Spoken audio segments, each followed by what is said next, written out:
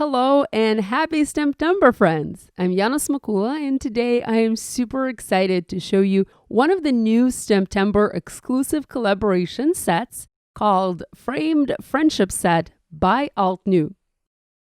Let's jump right in. I started to work on my card by doing all of the stamping first. I used a Mini Misty stamping tool and Nina Solar White 80-pound cardstock. I'm using Memento Tuxedo black ink to stamp this image. I'm stamping the beautiful floral cluster in the center of my panel.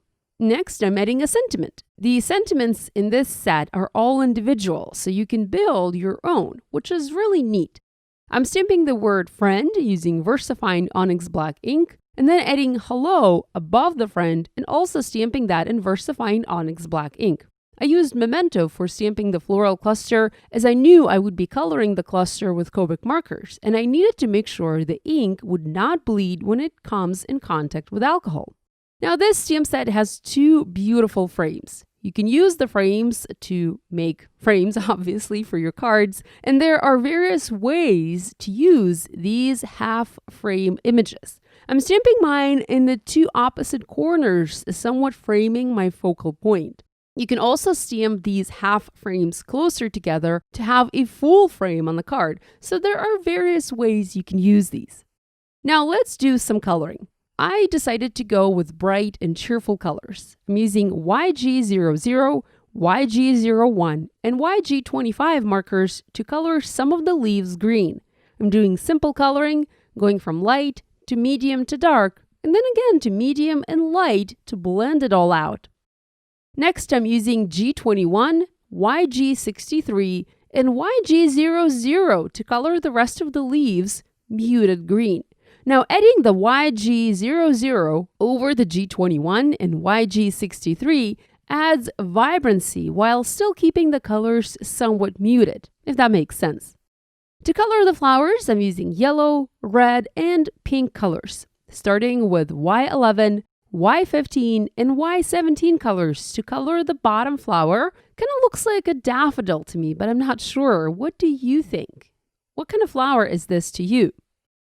Coloring the next flower red, and for that I'm using R22 as my lightest color, R35 as my medium color, and R39 as my darkest color. I also later colored the center of this flower yellow.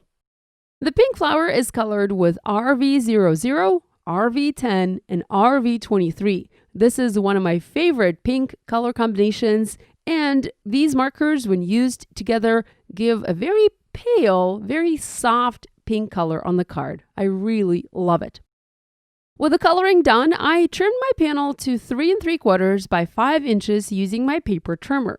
Now this did trim a bit of the frame stamping off, but my idea was to re-stamp the same frame detail on the card base and just layer the colored panel on top of it.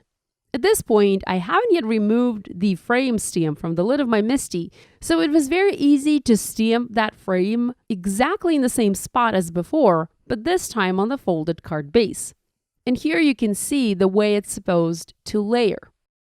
I used foam adhesive and foam mounted the panel, the colored panel, onto the card to create dimension.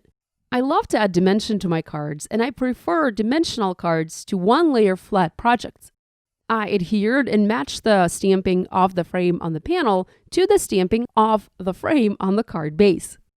Finally, I had another floral cluster stamped and colored. This was my practice piece, and I decided I wanted to cut one of the flowers out, so I cut it out right up to the edge and used it on a card. I just added one more flower to spice this design up.